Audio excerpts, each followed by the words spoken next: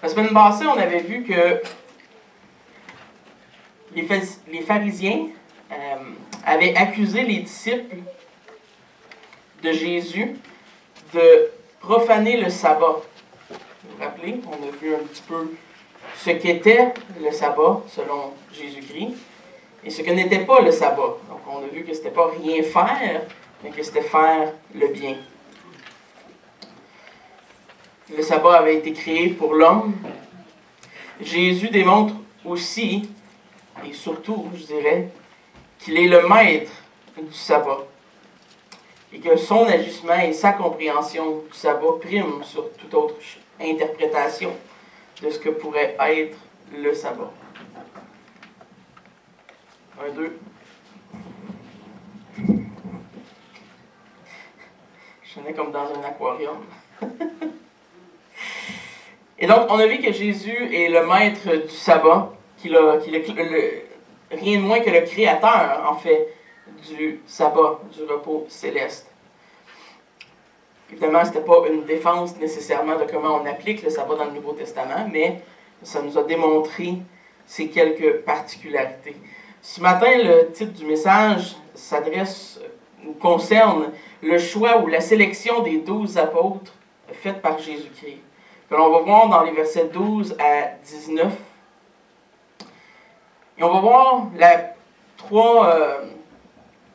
trois thèmes importants. Le premier étant la prière, le deuxième étant d'être bien entouré, ou l'importance de la sélection des disciples et pourquoi c'est important. Et l'importance du disciple-là aussi comme méthode ou comme moyen d'enseigner. Donc, on va rentrer dans la lecture. On va faire la lecture des versets 12 à 19. En ces temps-là, Jésus se rendit sur la montagne pour prier. Il passa toute la nuit à prier Dieu. Quand le jour parut, il appela ses disciples, et il en choisit 12, auxquels il donna le nom d'apôtres. Simon, qu'il nomma Pierre, André son frère, Jacques, Jean, Philippe, Barthélemy, Matthieu, Thomas, Jacques, fils d'Alphée, Simon, appelé le Zélote, Jude, fils de Jacques, et Judas Iscariote, qui devint traître. Il descendit avec eux et s'arrêta sur un plateau, où il se trouvait une foule et ses disciples, et une multitude du peuple de toute la Judée, de Jérusalem, et de la contrée maritime de Tyr et de Sidon. Il était venu pour l'entendre et pour être guéri de leur maladie. Ceux qui étaient tourmentés par des esprits impurs étaient guéris. Et toute la foule cherchait à le toucher parce qu'une force sortait de lui et les guérissait tous. Prions. Seigneur, on te demande ce matin que tu bénisses ta parole, que tu propages, Seigneur, ta vérité dans cette Église. Merci parce que tu attires à toi, Seigneur, tes enfants, et que tu es un Père fidèle et bon, miséricordieux, plein de grâce envers notre égard. Seigneur, donne-nous d'avoir l'intelligence renouvelée ce matin pour comprendre les choses de ta parole. Et permets-moi, Seigneur, de bien les enseigner. Amen. Et donc, vous savez, on lit un passage comme ça, puis ce qui est drôle, c'est que le premier passage est relativement choc.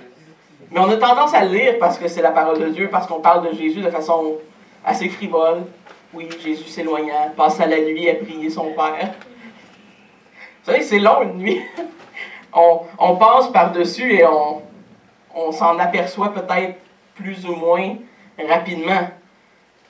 Vous savez, on parle ici d'une prière fervente, d'une prière longue. Et je ne veux pas insinuer que la plus longue qu'elle est, la mieux que c'est pas le but, mais néanmoins, ça reste qu'il y a une intensité à la prière de Jésus qui nous est démontrée par le fait qu'il passe la nuit en prière. Et en même temps, ça nous démontre une chose, ça nous démontre l'importance de la décision qu'il allait prendre après. Donc pourquoi il va en prière toute une nuit devant son Père pour plaider, pour prier, pour demander conseil, pour la sélection des 12 apôtres, pour ce qui allait venir. Donc ça nous démontre en même temps que la sélection des 12 apôtres était quelque chose d'important pour Jésus, d'important pour le ministère, d'important pour l'Église, pour l'histoire de l'Église, l'histoire de la rédemption dans le plan de Dieu. Et Jésus savait très bien ce fait. Jésus, doit choisir à ce point-ci de qui il va s'entourer. Et comme on va le voir un petit peu plus tard dans la définition d'un apôtre, une partie d'être apôtre, d'être disciple, c'est d'être des ambassadeurs.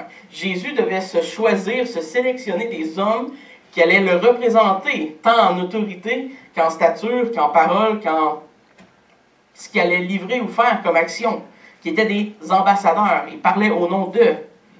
Et vous savez, c'est là qu'on doit se rappeler de certains attributs qu'on a déjà vus sur la personne de Jésus-Christ dans sa nature humaine. Jésus, je ne crois pas, était omniscient dans sa nature humaine. Et c'est démontré par le fait qu'il prie. S'il était omniscient et qu'il connaissait tout, il n'aurait pas besoin d'aller vers son Père toute une nuit pour prier pour la sélection des apôtres. Il ferait juste le savoir. Mais Jésus connaît le rôle futur des apôtres, connaît l'importance qu'ils joueront dans le plan fondateur de l'Église. Ils seront appelés plus tard dans Éphésiens, on va le revoir un peu le verset, ils seront appelés le fondement de l'Église. Et donc, comment est-ce que Jésus se prépare? Comme on le lit tout simplement et parfois un peu trop rapidement dans le verset 12, il se prépare en prière fervente. Vous savez, la prière est une façon concrète d'exprimer à Dieu notre dépendance envers lui.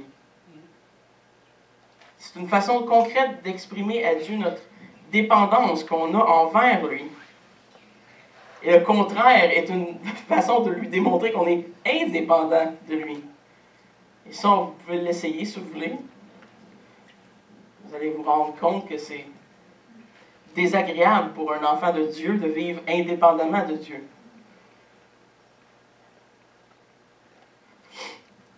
En tant qu'homme, Jésus est le premier à nous démontrer un modèle de dépendance dans la prière à son Père.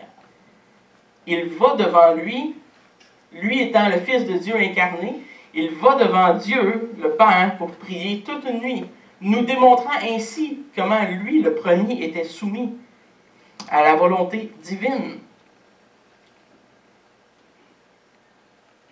Et donc, le réflexe de Jésus d'aller devant son Père dans la prière nous démontre l'importance centrale du rôle de la prière dans la vie d'un chrétien ou d'un croyant.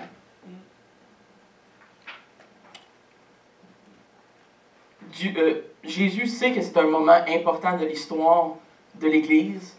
Il sait que c'est un moment important, une décision importante qu'il va prendre, considérant la sélection des 12 apôtres, des gens de qui il s'entoure, des gens qui vont former la fondation biblique, doctrinale de ce que sera l'Église dans le Nouveau Testament.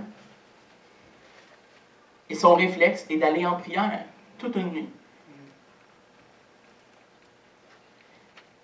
Et je serais porté à vous dire ce matin, si je voudrais vous rendre vraiment coupable, que si le Fils de Dieu prenait toute une nuit pour prier pour la sélection des apôtres, peut-être, je vous soumets qu'on ne prend pas assez de temps pour prier, pour des décisions que nous-mêmes, on prend dans nos vies. Évidemment, peut-être qu'on n'a pas le poids et la charge de sélectionner les 12 apôtres, ça va de soi, là. Mais il y a des décisions qui nous appartiennent et qui sont importantes dans nos vies. Et bien que le but de Luc n'est pas de nous accuser et de peser sur notre conscience avec ce verset, je crois que quand on commence à réfléchir à la ferveur de Jésus dans la prière, dans le Nouveau Testament, on n'a pas vraiment d'autre choix que d'admettre qu'on est bien lâche dans ce domaine. Ou je parlerai peut-être pour moi, que je suis bien lâche parfois dans ce domaine. Je ne veux pas vous imputer mes faiblesses. Possiblement que vous êtes des guerriers de prière. Je rends gloire à Dieu pour ça, si c'est le cas. Mais la plupart d'entre nous manquons de cet élément essentiel à la vie chrétienne dans nos vies personnelles, dans nos cultes, dans nos familles. Et je ne parle pas juste du mercredi soir ici à l'église. C'est bien si vous pouvez être là, tant mieux. Mais il y a beaucoup d'autres moments où on devrait prier dans une semaine. L'exemple de Jésus-Christ dans tout le Nouveau Testament nous évoque que la prière est d'une importance capitale, qu'elle n'est pas une option pour celui qui croit en Dieu. Et concernant la prière, le prédicateur américain Paul Washer dit ceci. L'une des plus grandes attaques de l'ennemi est de vous rendre occupé, effréné, de vous rendre bruyant, de vous distraire, de remplir le peuple de Dieu et l'Église de Dieu de tant de bruit et d'activité qu'il n'y a plus de place pour la prière, qu'il n'y a plus de place pour être seul avec Dieu, qu'il n'y a pas de place pour le silence, qu'il n'y ait plus de place pour la méditation. Vous savez, je crois que je l'ai déjà dit et je vais le redire, une bonne église n'est pas une église qui est remplie de programmes. Les programmes, c'est bien cute, c'est bien beau. On peut se péter les bretelles, ça nous fait paraître bien en tant qu'église, extérieurement. On a plein de programmes pour les enfants, pour les démunis, pour les ci, puis les ça. Puis, beaucoup de ces programmes sont fondés dans une bonne intention, là, dans la plupart des scénarios. Mais vous savez, ils flattent notre ego plus que d'autres choses. Et la plupart du temps, ces programmes multiples qui existent dans la majorité des églises évangéliques vont finir par distraire le peuple de Dieu du vrai but de l'Église, qui est d'équiper les saints à vivre des vies en tant que croyants.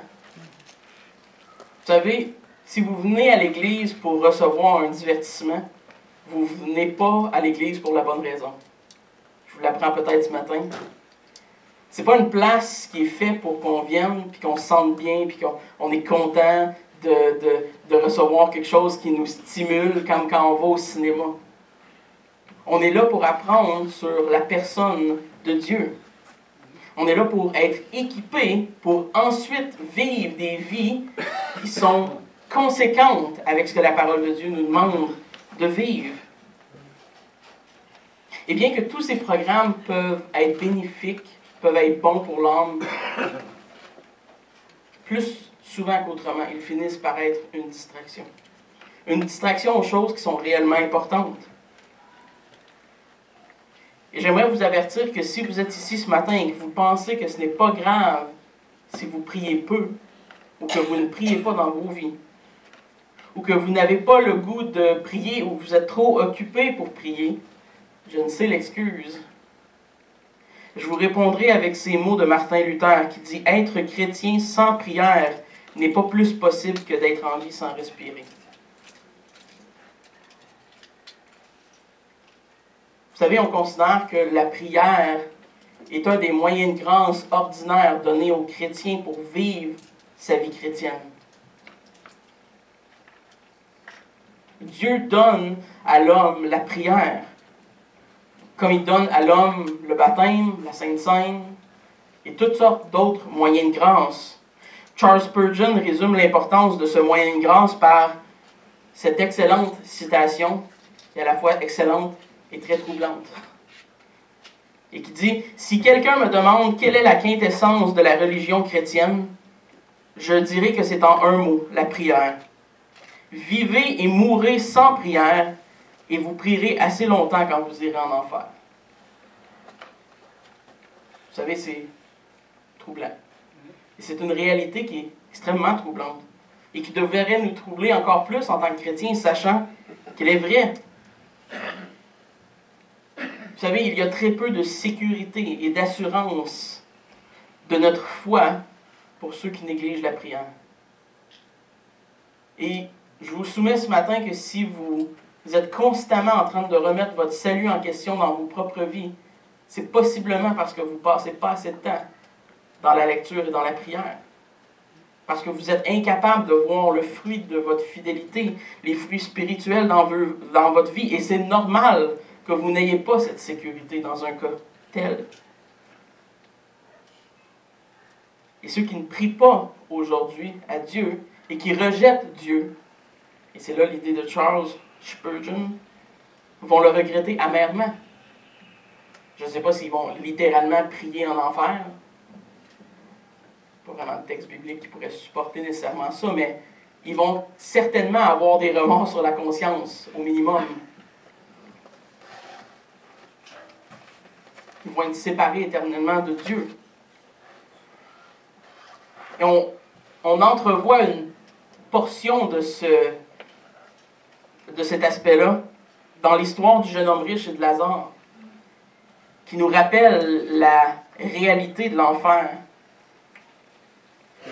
Quand le jeune homme riche vit sa vie de façon à l'aise, et que Lazare est à sa porte, plein de gales, et qu'il n'a rien pour manger, qu'il ramasse les miettes du jeune homme riche,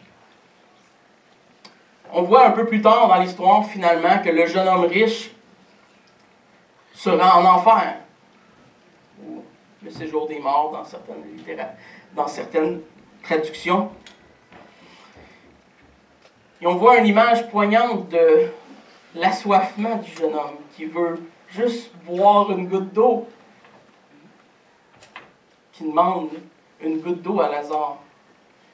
Et on a ici une image du tourment qui attend ces gens. Et qui demande en plus une deuxième chance. Et qui finit par dire qu'il est inquiet pour ses proches et ses amis. Est-ce qu'au moins, si moi je ne peux pas avoir une deuxième chance, si moi je ne peux pas boire, est-ce qu'au moins mes amis pourraient savoir? Et c'est Abraham qui lui répond, s'ils n'ont pas cru les prophètes et Moïse, et qui n'ont pas cru en les miracles qu'ils ont vus, ils ne vont pas plus te croire, même si tu ressuscites. Abraham lui dit essentiellement, il est trop tard. Il est trop tard. Et là est la réalité. Ceux qui ne prient pas aujourd'hui, qui rejettent Dieu, vont un jour être dans une situation où ils vont avoir souhaité la prière et la communion qu'ils auraient pu avoir de leur vivant avec Dieu. Et donc la prière fait partie, et est démontrée par Jésus, par son exemple ce matin dans le verset 12, comme étant un moyen de grâce ordinaire. Comme je l'ai dit, un moyen de grâce qui s'inscrit avec la lecture de la parole de Dieu, la prière, le culte, comme on fait ce matin, le jour du sabbat, est un moyen de grâce que Dieu nous donne. Le baptême, la Sainte Seine, sont deux ordonnances qui sont aussi considérées comme des moyens de grâce. C'est pour ça qu'on les appelle des sacrements d'ailleurs. C'est des moyens par lesquels Dieu donne à l'homme de communier avec lui. C'est des moyens qu'on dit ordinaires, parce qu'on ne parle pas d'un miracle ou de quelque chose de spectaculaire. C'est des moyens ordinaires de la vie quotidienne qu'on peut se prévaloir chaque jour dans nos propres vies. Peut-être outre les ordonnances, le baptême et la Sainte Seine. Mais le culte personnel, la prière, la lecture. Ces moyens ordinaires nous sont donnés pour nous rapprocher de Dieu, pour communier avec Dieu, pour nous sanctifier et pour nous assurer l'authenticité de notre foi aussi. Vous savez, on a cette tendance naturelle à penser que les grands hommes de Dieu avaient des caractères et des personnalités, des capacités exceptionnelles en tant qu'être humain.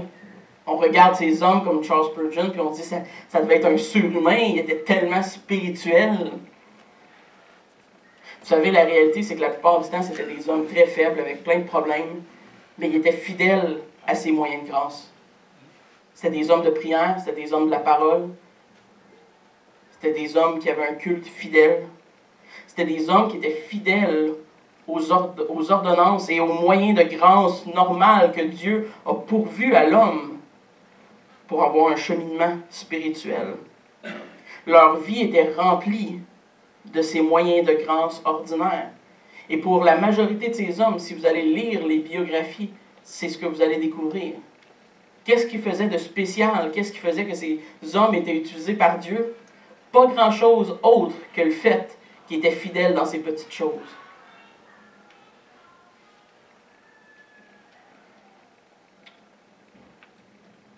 Et j'argumenterai que si ces moyens de grâce ne sont pas présents dans vos vies, vous ne bénéficierez jamais d'une croissance spirituelle dans vos vies. Vous allez rester, ce que Paul décrivait comme des bébés au petit lait.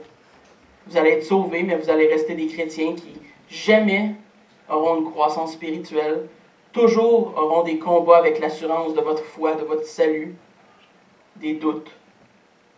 Vous savez, ce n'est pas une façon que j'aimerais vivre en tant que chrétien. Et je vous le dis, c'est déjà une façon dont j'ai vécu en tant que chrétien. Je sais de quoi je parle quand je parle de ça. Je sais ce que c'est d'être un chrétien, mais de ne pas vivre comme un chrétien, de ne pas se prendre, s'approprier les moyens de grâce ordinaires que Dieu nous donne et d'essayer de vivre comme un chrétien par nos propres forces. C'est pénible, c'est désagréable, c'est déprimant, parce qu'on n'y arrive pas. Et si ce matin, votre vie spirituelle est fade, et que vous voyez rarement des fruits dans vos vies, et qu'elle est fragile, je vous soumets que probablement que vous manquez tout simplement de ces moyens de grâce ordinaires dans vos vies. Vous manquez peut-être de lecture, de prière, de méditation, de culte personnel. Vous savez, c'est un peu étrange que j'ai appris à 22, 23 ans dans ma vie qu'un culte en famille, ça se faisait. J'ai appris ça quand je suis devenu réformé. Il y a une telle chose que de faire un culte avec ses enfants et sa femme. Donc, considérez comme Jésus-Christ l'a fait ce matin. Considérez la place que vous donnez dans vos propres vies aux moyens de grâce ordinaires. À la prière, entre autres, celle qu'on voit ce matin.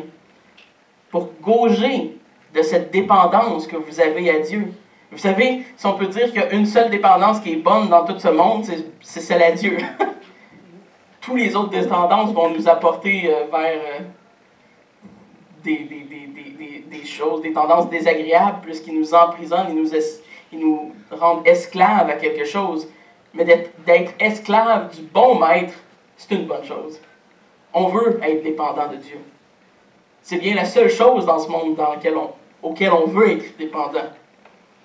John Phillips dit « Trop souvent, nous prenons des décisions et gaffons dans des situations de détresse, simplement parce que nous ne prions pas assez sincèrement à leur sujet. Et Jésus n'a jamais commis cette erreur. Jésus est constamment en train de prier avant des décisions, après des décisions, avant des moments de miracle, après des moments de miracle. Et vous savez, je suis souvent coupable de ce même péché dont John Phillips vient de parler. Dans des moments de détresse, combien sommes-nous prompts à vouloir prendre les choses dans nos vies entre nos propres mains? Dans les temps d'anxiété, de stress, on prend les choses en main, on trouve des solutions. Surtout si vous êtes un homme, là, c'est comme ça qu'on fonctionne, nous autres. On trouve des moyens, on trouve des solutions. Mais combien d'entre nous s'enferment dans leur chambre pour prier toute une nuit, pour supplier Dieu qui nous donne la réponse? Et je vous soumets, c'est pas mal de vouloir trouver des solutions à nos problèmes. Mais parfois, le problème, quand c'est nous, on a besoin de se mettre à genoux. Et quand j'essaie de trouver le problème par ma propre sagesse, et que je mets Dieu de côté dans ma vie, et je lui dis non, à la place d'aller en prière, je vais trouver le moyen de gérer ça dans ma vie. J'oublie l'importance de la prière, je me consume dans mes problèmes, je pense juste à mes problèmes, je suis centré sur ma personne, je suis centré sur des solutions qui sont humaines, donc je ne vois pas de sortie, évidemment, souvent.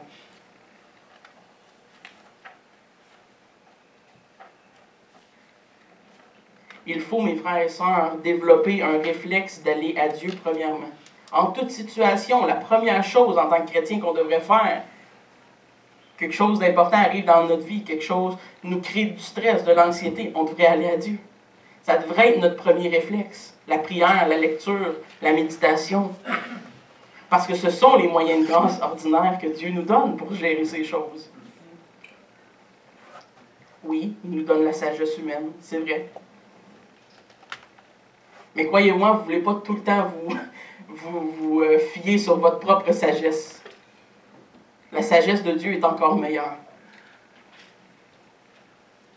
Et je vous soumets aussi que certains problèmes dans nos vies ne se régleront jamais par une session de thérapie ou de counseling. Il y a des choses qui sont juste trop profondes ou trop problématiques pour être résolues par autre chose qu'une prière fervente.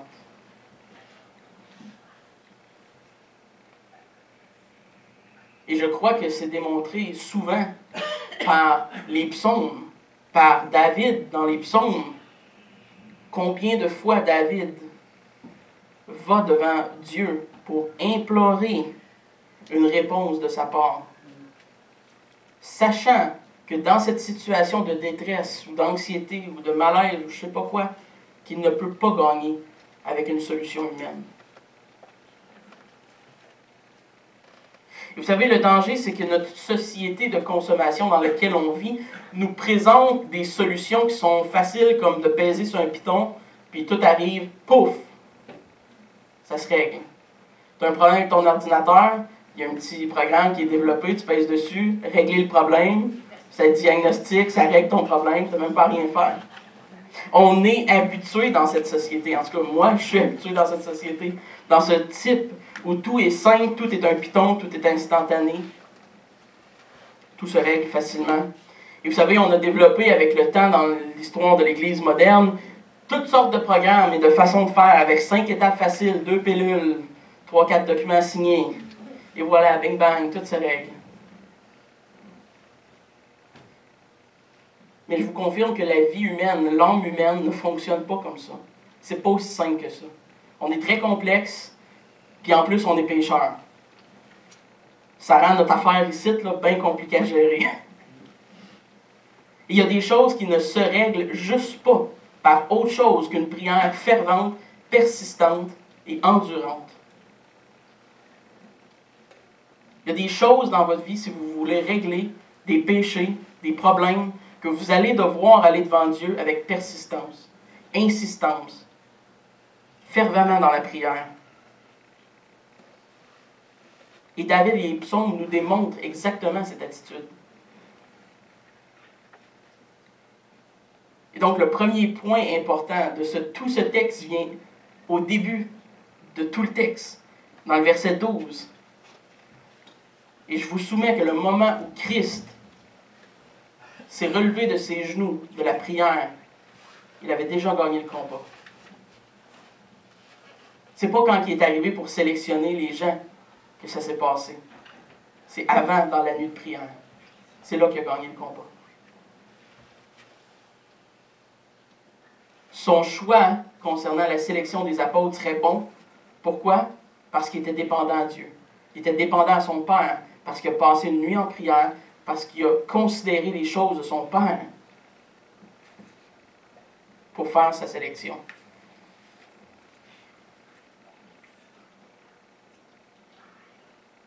Et on ne peut pas faire l'erreur de penser que parce qu'il est Dieu incarné, qu'il avait une super puissance d'omnipotence, comme je l'ai dit au début. Ce n'était pas le cas. La preuve, c'est qu'il va en prière. Mais il s'est appuyé sur Dieu, sur la puissance du Saint-Esprit, dans la prière, où il a gagné la bataille spirituelle, comme n'importe quel chrétien devrait le faire. En ce sens, il est un modèle pour nous en plus. Vous savez, je crois que le plus faible d'entre nous ce matin, qui va faire l'effort de prier, va trouver un plus grand trésor de gloire dans la grâce de Dieu que toutes les richesses que peuvent offrir ce monde. Il y a plus de grâce et de gloire à être trouvé dans une seule prière d'un faible que dans la force des grands hommes de ce monde, qui ont de la puissance, qui ont de l'influence. Et si vous ne croyez pas ça sur la prière, je vous soumettrai que probablement vous n'avez pas le bon Dieu en tête. Et donc notre texte ce matin débute et nous rappelle possiblement qu'on a délaissé la prière comme moyen de grâce dans nos vies. Ou peut-être que ça devrait juste nous stimuler à continuer à avoir une vie de prière. Mais ça me rappelle certainement que mes genoux ne sont pas encore assez usés. Et donc on revient à notre question dans le texte. Pourquoi est-ce que Jésus prend autant de temps dans la prière devant Dieu? Ben, c'est pour la sélection des apôtres. Et c'est ce qui va venir. Et pourquoi est-ce que la sélection des apôtres est si importante? En fait, il faut savoir qui sont les apôtres pour répondre à cette question-là. Et vous savez, notre connaissance de plusieurs des noms que j'ai énumérés dans la liste, bon, évidemment, il y a certains qui ont écrit des évangiles, d'autres qu'on connaît par certains récits, mais la plupart des noms qui sont là, en réalité, on ne connaît pas grand-chose d'eux. C'est des gens relativement inconnus, ou dont on ignore la majorité de la contribution spécifique qu'ils ont eue pour l'Évangile. Il y en a beaucoup qu'on ne sait juste pas ce qu'ils ont fait. Leurs noms sont des témoins silencieux de l'existence de l'Église qu'on a aujourd'hui. Ils ont fait un travail qui, pour la plupart, a resté dans l'oubli, ou dans le silence, ou dans l'inconnu. Et seulement une petite partie de ces apôtres évidemment, Paul, on connaît beaucoup de sa vie parce qu'il a beaucoup écrit.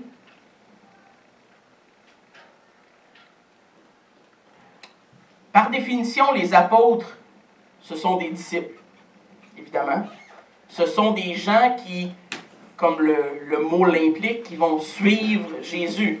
Des disciples sont des gens qui suivent un maître, un rabbi, qui suivent ou qui apprennent d'eux. Un peu comme le lien entre disciple et maître, celui qui est un forgeron, qui entreprend de prendre un élève qui va devenir son disciple forgeron. C'est un peu le même principe, mais dans la sphère spirituelle, la sphère religieuse. Donc Jésus s'est choisi des disciples spécifiquement, auxquels il a donné le nom spécifique, ou l'office, excusez, je me reprends, l'office spécifique d'apôtre.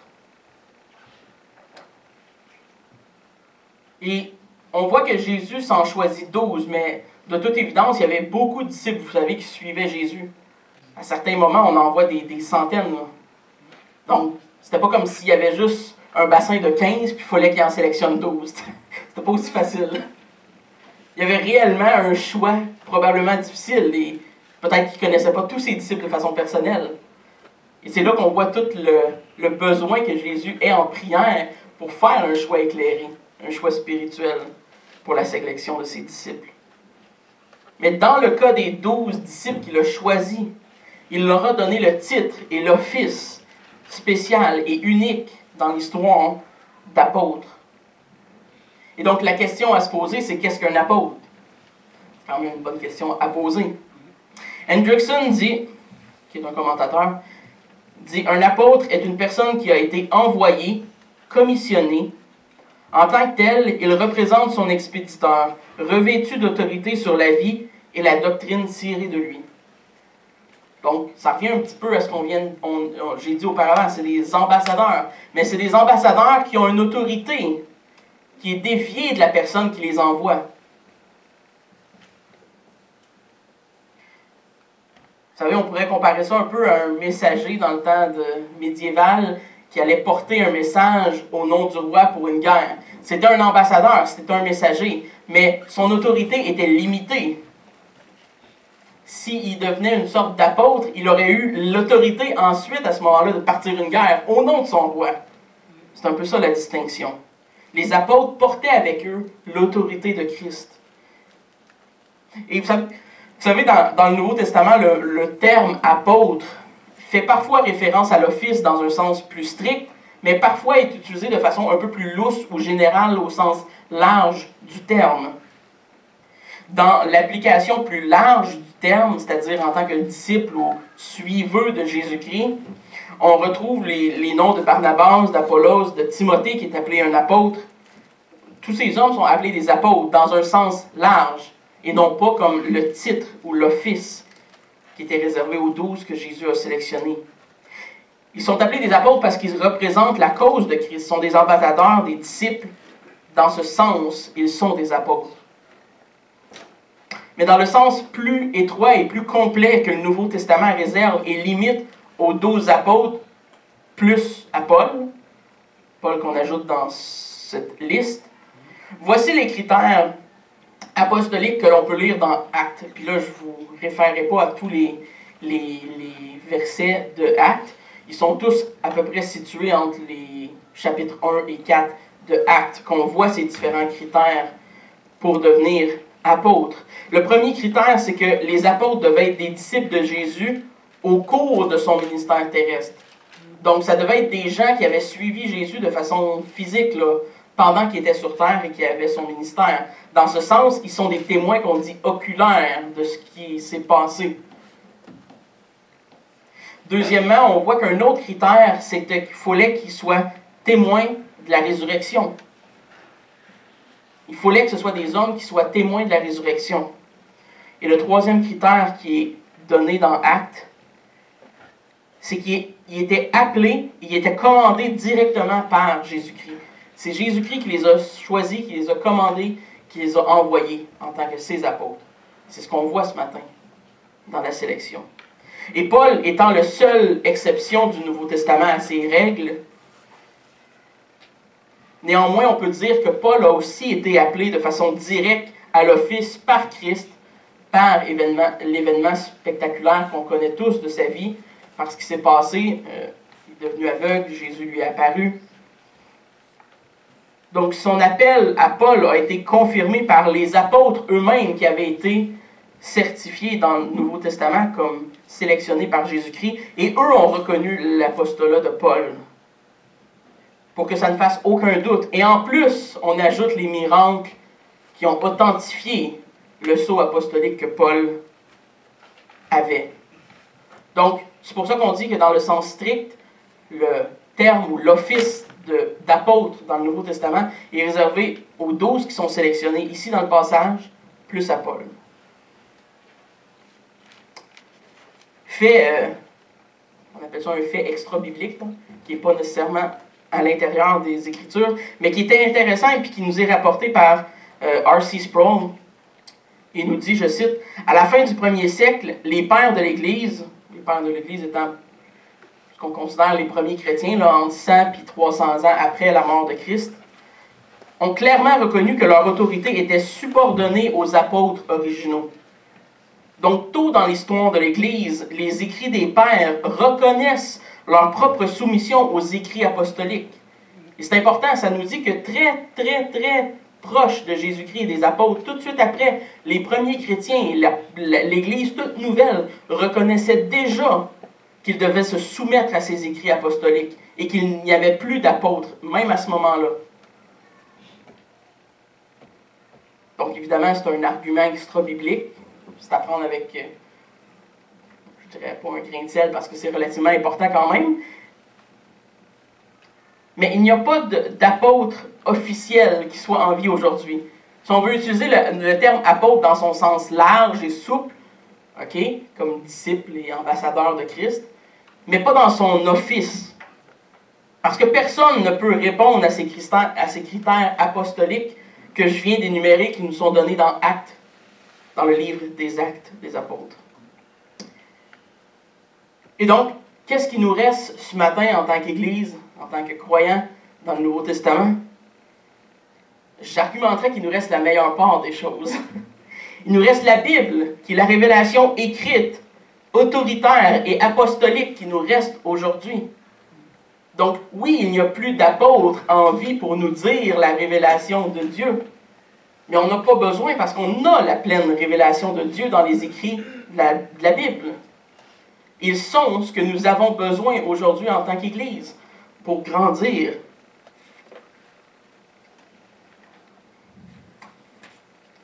Un autre fait qui est remarquable quand on regarde la liste, et je n'aurai pas le temps là, ce matin évidemment d'énumérer tous les noms et d'écrire tout qu'est-ce que ces hommes-là étaient ou qu'est-ce qu'ils faisaient, mais une particularité que l'on voit de tous les hommes qui sont sélectionnés comme apôtres, c'est que c'était des gens avec peu d'éducation. C'était des gens très ordinaires. C'était des gens de la terre, comme le mot grec qui est employé, des gens du peuple commun. Et on voit que Pierre, André, Jacques et Jean étaient probablement, peut-être et Paul, après qui se rajoute, étaient probablement les figures de la classe moyenne, peut-être les plus prédominantes parmi eux. Mais Matthieu était un collecteur de taxes. Lévi, on a vu son histoire, était un collecteur de taxes, c'était un publicain, c'était un homme de très basse stature. Simon était un zélote. Un zélote, c'était une secte anti-romaine du peuple juif qui était très mal considérée. Et la question qui m'est venue en lisant le texte cette semaine, c'était pourquoi? Pourquoi est-ce que Dieu choisit des hommes ordinaires comme ça? Pourquoi est-ce que Dieu choisit des gens avec peu d'éducation? Et la réponse est relativement simple, pour démontrer sa gloire et sa puissance. Parce que des hommes comme nous, tordus comme on est dans le péché, auraient pu dire, ouais, mais tu sais, il a sélectionné des grands docteurs, des neurophysiciens ou je sais pas quoi de son époque.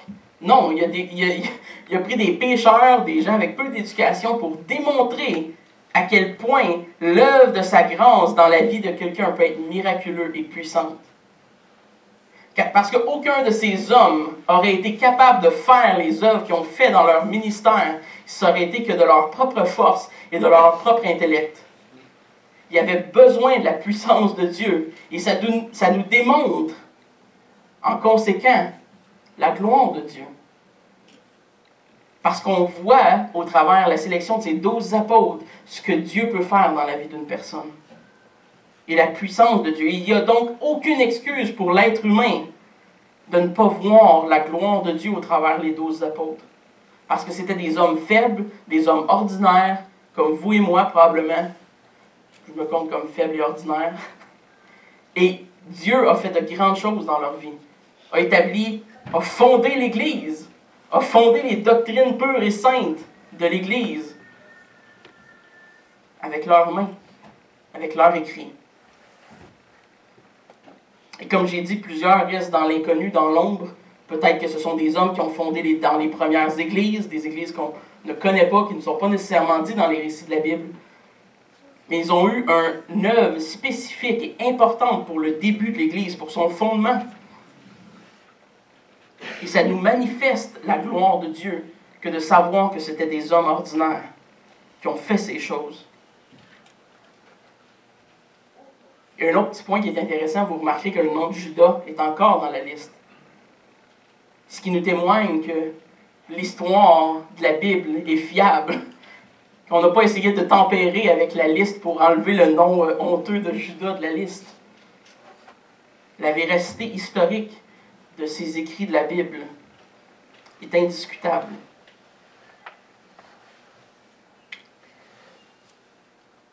Et dernièrement, je voulais voir quel est le rôle des apôtres dans l'histoire.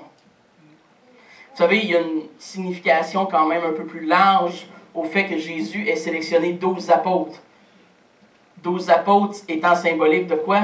Des 12 tribus, des 12 patriarches d'Israël. C'était entre autres, dans son sens large, une continuité de ce que Dieu avait entrepris depuis le début dans son peuple, de se former un peuple qui lui appartenait. Et on voit une continuité de cela dans l'Église du Nouveau Testament qui est fondée par 12 apôtres. Et donc, il y a une image en soi de l'ancien Israël à la nouvelle Israël. L'ancien Israël qui était dirigé par 12 tribus, 12 patriarches, qui est ensuite dirigé par, ou fondé par 12 apôtres.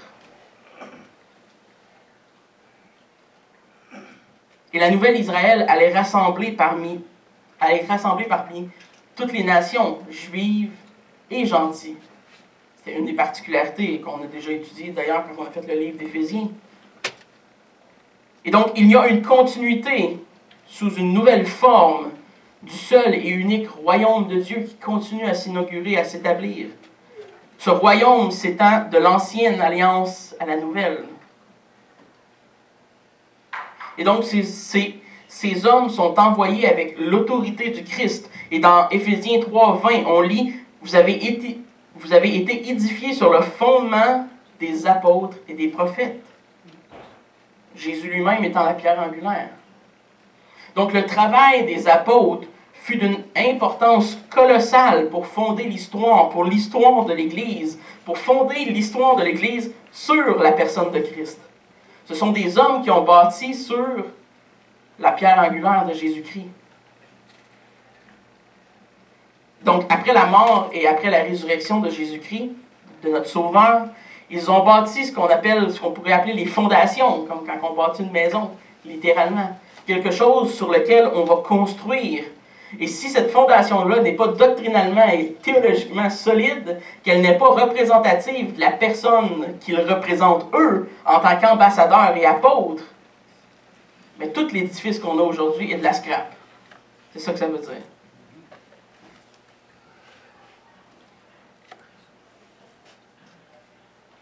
Et c'est pour ça que l'Église doit être solidement ancrée, comme on voit dans Acte 2, solidement ancrée dans quoi? L'enseignement des apôtres, la fraction du pain, la communion. Et c'est pour ça que c'est important de revenir à ces choses simples en tant qu'Église. On doit être ancré dans la parole, dans ce fondement. Et si on s'y dissocie tranquillement et peu à peu, on fait une grande fausse route. Et on va finir par devenir juste un autre organisme à but non lucratif, spirituel, qui fait des choses ensemble.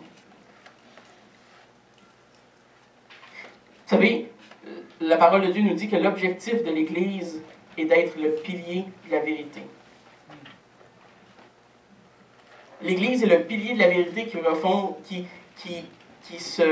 qui est posé sur un fondement, qui est le fondement des apôtres, qui est posé sur Jésus-Christ.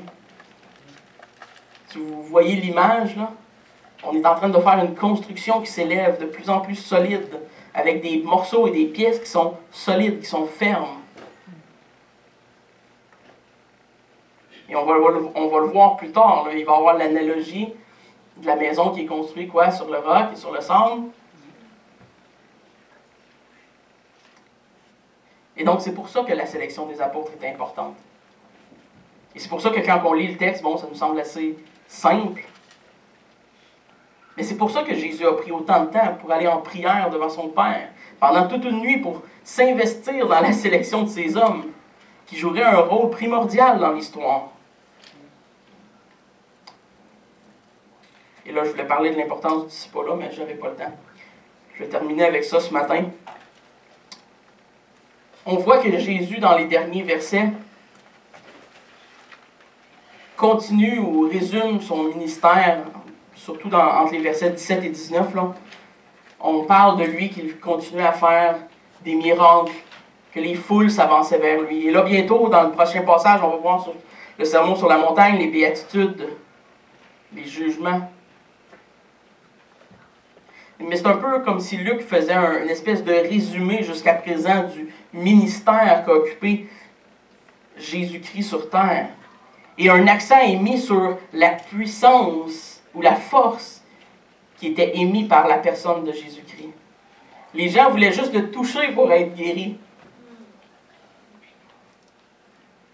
Et donc, encore une fois, Luc remet notre ascension sur la personne de Jésus-Christ, sur son ministère, sur ses accomplissements, pour nous amener dans ce qu'on va voir la prochaine fois que je vais enseigner, sur un discours qu'il donne à ses disciples qu'il vient de sélectionner, justement. Et donc, un discours qui va être important parce qu'il s'adresse à eux. Évidemment, on pourrait dire qu'il s'adresse à tout chrétien, là, mais il s'adresse dans le contexte spécialement à ces 12 apôtres. Et on voit que le texte met un accent sur les miracles de Jésus qui démontrent, comme on l'a vu, sa pleine autorité sur le monde physique et sur l'enseignement public qu'il a eu. L'enseignement qu'il faisait dans les synagogues depuis le début de son ministère, qui nous démontre, en plus de son autorité sur le corps, sur l'être physique, sur le monde, sa pleine autorité dans le monde spirituel. Il avait l'autorité de déclarer des choses, de déclarer les gens comme étant saints ou sauvés. Donc, en conclusion, dans ce texte, ce matin, on peut voir l'importance que joueront le rôle des apôtres dans l'histoire de l'humanité, dans le fondement de l'Église. Et on peut voir comment Jésus prend le temps de s'armer de la prière, des moyens de grâce ordinaires qui lui sont à sa disposition et qui sont à notre disposition en tant qu'être humain pour la croissance de nos vies spirituelles. Et on voit qu'il est à la fois un modèle dans sa prière, dans sa façon d'agir envers Dieu, dans sa dépendance, à Dieu en tant que lui-même, Fils incarné.